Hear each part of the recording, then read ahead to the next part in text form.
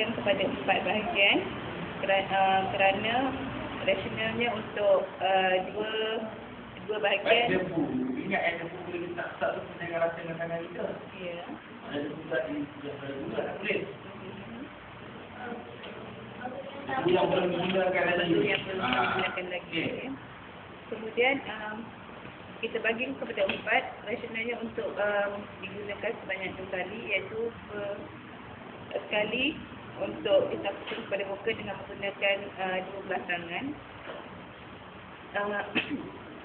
Caranya ada sebelah lagi digunakan yang pertama untuk sapu muka dan yang keduanya untuk menyapu kedua belah tangan kita.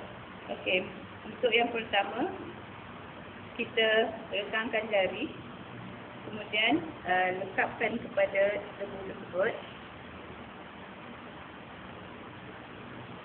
Kemudian tipeskan debu itu.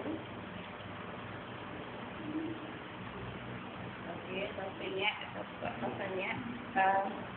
Nama itu saya istighfar pada Allah Ta'ala sahaja. Aku bertayamum untuk mengharumkan solat kerana Allah Ta'ala.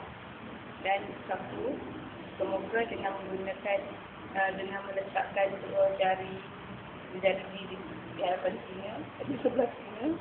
Kemudian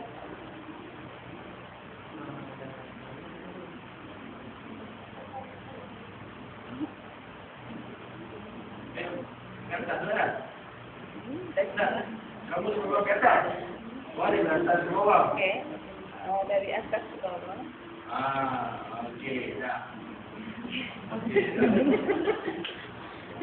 cuci tangan lah. Ambil gambar dia. Ambil gambar tangan.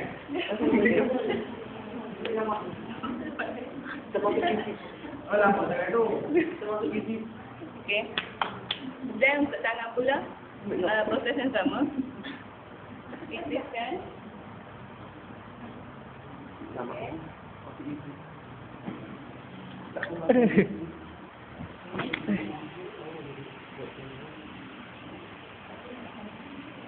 Okey, selesai sudah.